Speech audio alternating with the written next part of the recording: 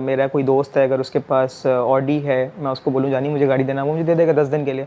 लोगों को लगेगा लारिब तो ऑडी का ओनर हो गया है। 10 दिन बाद मैं प्राडो में घूमना शुरू कर दूँ, लोग बोलेंगे लारिब तो प्राडो का ओनर हो गया। अस्सलाम वालेकुम ख़वातीन हज़रात, मैं हूँ आपका मेज़बान सुमैर। तो आज के नए प्रोग्राम में हम आपको खुश आमदीद कहते हैं। दोस्तों, आपने यूट्यूब पर बहुत सारे यूट्यूबर्स को देखा होगा, कभी 5 करोड़ रुपए की गाड़ी खरीद रहे होते हैं, कभी 10 करोड़ का घर खरीद रहे होते हैं, कभी वो महंगी से महंगी चीज़ खरीद रहे होते हैं, कभी वो पाकिस्तान में होते हैं, कभी वो मियाँ बीवी दुबई घूमने गए होते हैं, कभी वो अकेला कोई यूट्यूबर कनाडा चला जाता है, कोई इंग्लैंड चला जाता है, कोई अमेरिका घूमने चला जाता है, कोई तुर्की चला जाता है। और आप सोचते होंगे कि यूट्यूबर्स की ज़िंदगी कितनी कमाल है भाई, दिनों में करोड़ों रुपया खर्च कर देते हैं, करोड़ों रुपया कमा लेते हैं और उनकी ज़िंदगी में कोई फ़र्क नहीं आता, कोई पैसे में कमी नहीं आती। आखिर ये मामला क्या है, माजरा क्या है? तो इन्हीं सारी चीज़ों को एक्सपोज किया है एक और यूट्यूब के कपल ने, जिनका नाम है ज़रनाब और लारिब।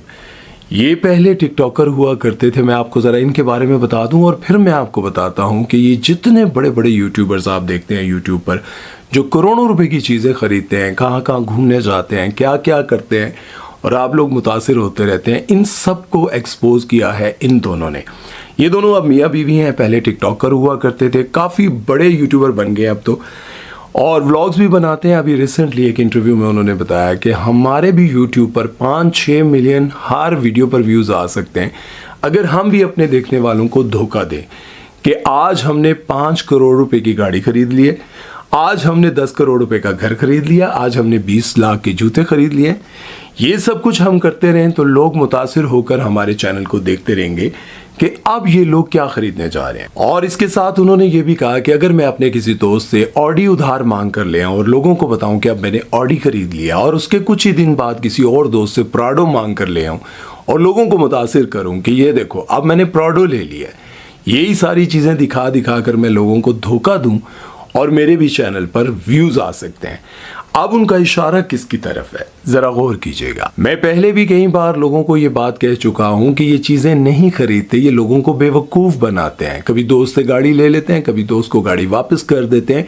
ये सारी चीजें दिखा दिखा कर लोगों को एहसास कमतरी का शिकार बनाते हैं, बल्कि जहनी मरीज बनाते हैं कि यार इनके पास इतना कुछ है, मेरे पास क्यों नहीं। आप ज़रा गौर करें कि डक्की भाई जब जेल गए, जेल से वापस आने के बाद उन्होंने रो धोकर सब कुछ बताया कि मेरे साथ क्या कुछ नहीं हुआ।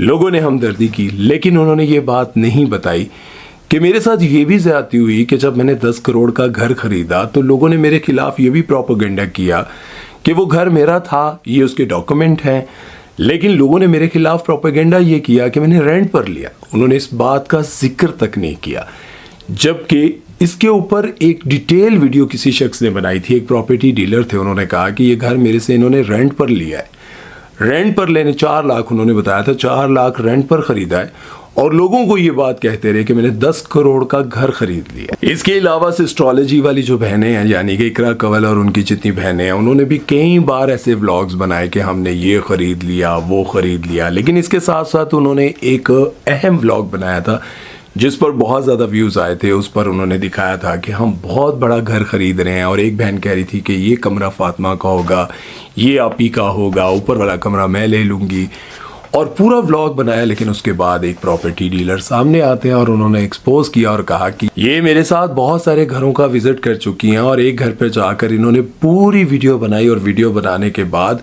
इन्होंने मेरा फ़ोन तक उठाना छोड़ दिया और व्लॉग बनाया, उससे अच्छे खासे पैसे कमाए। पैसे कमाने के बाद इन लोगों ने मेरा फ़ोन नहीं उठाया, जबकि इन्होंने मुझे ये कहा था कि बस हम मशवरा करके आपको बताते हैं, घर हमें पसंद है। उस घर की पूरी वीडियो इन्होंने बनाई और वो अपलोड की, और उससे उन्होंने पैसा भी कमाया। और इसी तरह से रजब भट्ट ने भी अपनी ज़िंदगी में कई बार बहुत सारी चीज़ों के बारे में बताया कि मैंने ये गाड़ी खरीद ली, मैंने वो गाड़ी खरीद ली। एक गाड़ी के बारे में तो आप सबको याद होगा, जब उन्होंने कहा कि मैंने गाड़ी खरीद ली, वो गाड़ी अनस अली थे, क्या था वो, उनके साथ वो जो बॉक्सिंग मैच हुआ था, उस गाड़ी के बारे में उन्होंने बताया। लेकिन लोगों ने उस गाड़ी के एक एक पुर्जे के बारे में बताया कि अनस अली की गाड़ी के साथ ये पुर्जा लगा हुआ था, इस गाड़ी के साथ भी यही पुर्जा लगा है।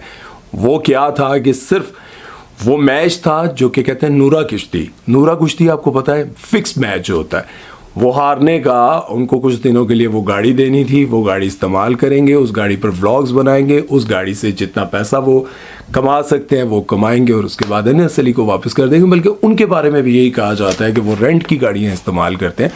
हालांकि उनके जो बाहर का घर का लाइफस्टाइल है वो बहुत ही ज़बरदस्त था, लेकिन उसके बावजूद लोग कहते हैं कि ये सब कुछ फेक है। अभी रजब भट्ट के हवाले से आपको बताएं तो आपको पता है कि जब ये दुबई गए तो उन्होंने कहा कि बस मैं कुछ दिन के लिए यहाँ पर 5-10 करोड़ रुपए की गाड़ी खरीद रहा हूँ और गाड़ी इस्तेमाल करूँगा, लेकिन उसी वक्त उनके बैंक अकाउंट सब कुछ ब्लॉक थे। कहाँ से ले ली गाड़ी? लोग हैरान हैं और एक्सपोज करने वाले ठीक एक्सपोज करते हैं और वो कहते हैं कि यार अगर हम ये सब कुछ करें तो हम भी मिलियंस में व्यूज़ भी ले सकते हैं। एक हफ्ते तक अगर इनकी वीडियोस पर 1-1 मिलियन व्यूज़ आते रहे तो ये परेशान हो जाते हैं कि हमारी वीडियोस पर व्यूज़ नहीं आ रहे, छक्का नहीं लग रहा। तो फिर ये क्या करते हैं कि कोई बहुत महंगी गाड़ी या बहुत महंगा घर खरीदने का दावा करते हैं और वो घर दिखाते हैं, वो गाड़ियाँ दिखाते हैं। अभी रजब भट्ट के पास एक डाला है, एक हैवी बाइक है और इसके अलावा उनके पास वो सारी गाड़ियां जो 5-5, 10-10 करोड़ रुपए की खरीदी थी वो कहाँ हैं, उसके बारे में अगर कोई बात करता है या तो ये आएँ बाएँ शाएँ कर देते हैं या खामोशी इख्तियार कर लेते हैं। लेकिन लोग भी हैरान होते हैं कि अगर 3-4 मिलियन व्यूज़ आते हैं तो इसका मतलब है कि 2-3 करोड़ रुपया ये महीने का कमाते हैं। ठीक है, 2-3 महीने का पैसा जोड़कर अगर ये गाड़ी ले भी लेते हैं तो फिर वो गाड़ी अचानक से आती है और अचानक से चली भी जाती है और किसी को पता भी नहीं चलता।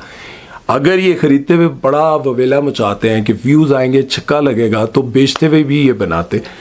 लेकिन जिसकी होती है जब वो शोर करता है नहीं उन्हें वापस कर दे तो फिर इनको वापस करनी पड़ती है। इसमें कोई शक भी नहीं है क्योंकि इनके साथ चलने वाले भी वो लोग हैं जिनके पास पैसा है और वो चाहते हैं कि इनके साथ हमारी दोस्ती हो जाए, मेरा ना सी मेरे बच्चे का कोई फ़ायदा हो जाए। वो भी व्लॉगिंग स्टार्ट कर देता है, बच्चा भी व्लॉगिंग ना स्टार्ट करें तो वो पॉडकास्ट स्टार्ट कर देता है। डकी भाई का मैंने देखा था जब गवर्नर सिंह ने उनको बुलाया था, उनके बेटे के साथ व्लॉग्स भी बनाए थे। उन्होंने वहाँ पर अपने फार्म हाउस पर सैर शैर भी करवाई थी, गवर्नर हाउस की भी सैर करवाई थी, मर्सिडीज़ में उनको लेने आए थे। और वो गाड़ी जो कि सियासी किसी बंदे के लिए इस्तेमाल की जाती है, किसी वीआईपी के लिए इस्तेमाल की जाती है, प्रोटोकॉल के साथ डकी भाई को वहाँ पर लेकर गए थे। तो वहाँ से फिर उस बच्चे का भी कैरियर स्टार्ट हो गया था। हाँ, इसके साथ साथ मुझे एक और बात भी याद आती है कि लारेब ये बताते हैं कि पहले मैं टेक की वीडियोस बनाया करता था, बहुत मेहनत करता था, सब कुछ करता था, लेकिन उसके बावजूद 10-15-20 हज़ार से ज़्यादा व्यूज़ नहीं आते। अब लोग कहते हैं ना ये व्लॉगिंग जिंदगियाँ बर्बाद कर रहा है, ये कर रहा है, वो कर रहा है, लेकिन देखने वालों की तादाद भी सबसे ज़्यादा है। ये जो लोग इंतज़ार कर रहे होते हैं ना कि डकी का कब व्लॉग आएगा, रजब का कब व्लॉग आएगा, फलां का व्लॉग कब आएगा, वो इंतज़ार करते हैं कि कब आएगा। लेकिन अगर आप देखेंगे तालीम पर वीडियो बनाने वाले जितने भी हैं उनके 10-15 हज़ार से ज़्यादा व्यूज़ नहीं आते। अगर किसी के किसी अच्छे टॉपिक पर आ भी जाए, इम्तिहानात पर अगर किसी के व्यूज़ आ भी जाएं तो वो कोई मैथ का होगा या फिर कोई फिज़िक का होगा, कुछ ना कुछ ऐसा होगा कि जिसे देखने के बाद बच्चे अपना ज़रा पेपर अच्छा कर लेंगे। लेकिन अगर आप किसी की अच्छी बात करने वाले के व्यूज़ देखें तो उनके व्यूज़ बहुत हद मारी तो हज़ारों में होंगे या फिर लाखों में होंगे, मिलियंस में नहीं जाते। मिलियंस में जाते हैं व्लॉगर्स के, और इन्हीं के बारे में कहा जाता है कि माँ बहन बेटियाँ दिखाकर ये लोग पैसा कमाते हैं। खैर, मैं इस बात पर तो एग्री नहीं हूँ, कि इस बात को नहीं मानता हूँ कि ये माँ बहन बेटियाँ दिखाकर ये सब कुछ करते हैं। मसला ये है कि देखने वाले कौन है वो लोग जो डेली के 1 करोड़ के करीब लोग इनकी वीडियोस देखते हैं।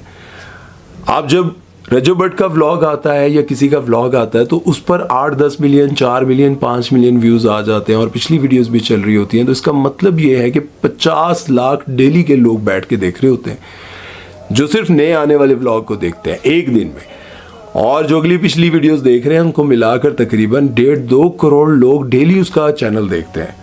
तो कौन लोग हैं वो, कौन देखते हैं? तो बात ये समझ में आती है कि देखने वालों की तादाद ज़्यादा है, बनाने वालों की तादाद कम है। मुतासिर वो लोग हैं जो देखते हैं। बस इस वीडियो को बनाने का मकसद ये था कि आप लोगों को ये बात समझाई जाए कि ज़हनी मरीज़ ना बने, एहसास कमतरी का शिकार ना हो। फ़ौरन अगर आप ये समझते हैं कि ज़िंदगी में कामयाब होना है ना, तो फिर आप भी बड़ी बड़ी गाड़ियाँ इधर उधर से इकट्ठी करें और कहें कि ये मेरा फर्स्ट व्लॉग है और ये मैं 10 करोड़ की गाड़ी तोड़ने लगा हूँ। देखें कैसे व्यूज़ आते हैं टिकटॉक पर। और ये आज अगर आपके पास पैसा है और आप अपना हैवी बाइक तोड़ते हैं हथौड़ों के साथ और वो आपका बाइक टूटता है टिकटॉक पर, आप शाम तक मिलियंस में व्यूज़ हासिल कर लेंगे कि भाई कौन है जिसने 2 करोड़ का बाइक हथौड़े मार मार के तोड़ दिया। ठीक है, अगर आप इस तरह की हरकतें कर सकते हैं तो आप रातों रात स्टार बन सकते हैं। लेकिन उसके बगैर अगर आप सीधी सीधी सादी सादी वीडियोस बनाएं तो आपके व्यूज़ नहीं आने वाले। इसलिए अल्लाह से रिस्क मांगे, अल्लाह आपको रिस्क हलाल दे, और ऐसा रिस्क दे जिसमें आपकी ज़िंदगी पुरसुकून गुजरे।